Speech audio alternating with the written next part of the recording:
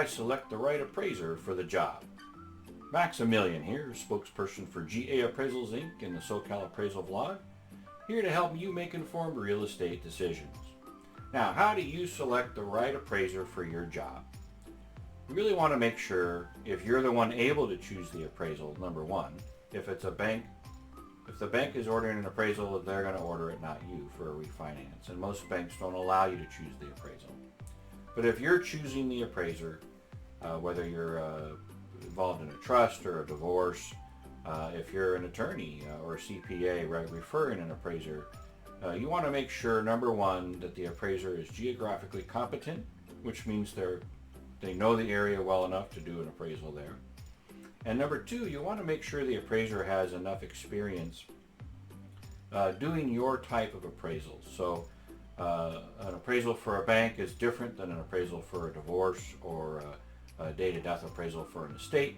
They have different criteria, different requirements, and different intended uses and users. So you want to just make sure that the appraiser has enough experience in the type of appraisal being requested for you to be able to trust them. What's really important, if you're an attorney and you're helping somebody, whether it's in a divorce or an estate, date-of-death, trust situation, if it ever goes to court or ever goes before the IRS or any type of authority like that, you want to make sure that you look good.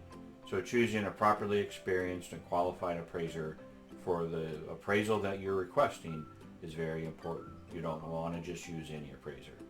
Appraisers do specialize in certain things.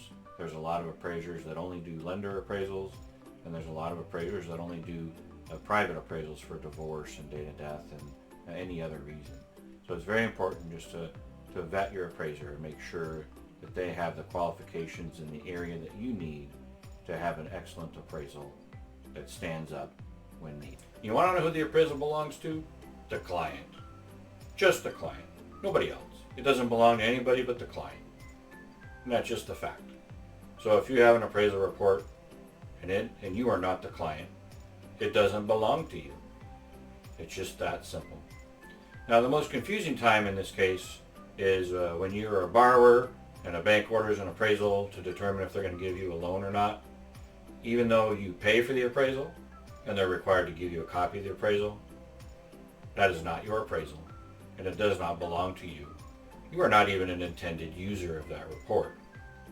You might want to watch my intended user video. So just to remember, who does the appraisal belong to? The client.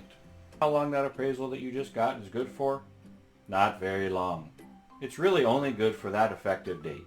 So if you have an appraisal, it's good for about as long as keeping a steak in a freezer, about 3 to 4 months. The lenders will use it for maybe 3 months, maybe 4 months, but after that they're going to get a recertification or some type of update. And some lenders, they want that steak a little fresher. They only let it be good for 2 months. And everybody knows a steak that's been in the freezer for 2 months probably tastes a little better than one that's been in the freezer for 3 to 4 months. So just remember, the appraisals aren't good for very long, just like steak that you put in the freezer. You really want to eat it when it's fresh, and you really want to use the appraisal when it's fresh and current. Who's the intended user of the report? If you get a hold of an appraisal and it doesn't list you as an intended user, it's not for you. It's that simple. The intended users, the people who are to use the appraisal to make a decision, are identified in the report. And if you're not identified in the report, it's not for you. If you want to be an intended user of a report, you need to order an appraisal and pay for it. That's just the way it is. So just remember, the intended user will be labeled in the report.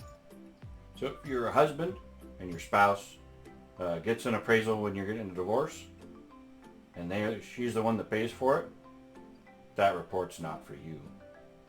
Pay for your own appraisal. Now, if you're smart, you'll get a mediation appraisal, share the cost, and not be so silly about fighting over the value. But just remember, the intended users will be named in the report, and if you're not an intended user, it's not for you. This even includes bank appraisals ordered for loans. When you're the borrower, you're not an intended user. That appraisal is for the bank to protect them, and it has nothing to do with you other than that you're the borrower. So again, remember, the intended users will be named in the appraisal report. Who chooses the appraiser is not a question we get very often as appraisal companies. However, that's actually a really important piece of information to be aware of. The people who choose the appraisal are really the client. So the client chooses the appraisal. If you watched our prior video, we discussed who the client was, or who the appraisal belongs to, which is the client. So the client, if it's a bank, they will choose the appraiser, or they will have an appraisal management company choose the appraiser based on their criteria. But the client basically chooses the appraiser, or defines what is acceptable as far as an appraiser.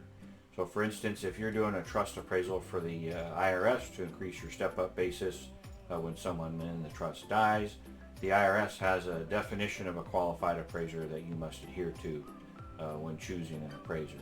So the client and the intended users are the ones who choose the appraiser to make sure that you get a qualified appraisal. Maximilian, giving you the information you need to know, even if you don't want to know it.